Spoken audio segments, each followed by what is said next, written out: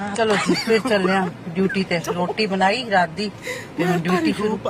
हुण ऐ ना पूछना रोटी च की बनाया रोटी च मैं जो बनाया तुसीं सुन नहीं सकना बहुत स्वाद सब्जी बनाई मैं बनाया गू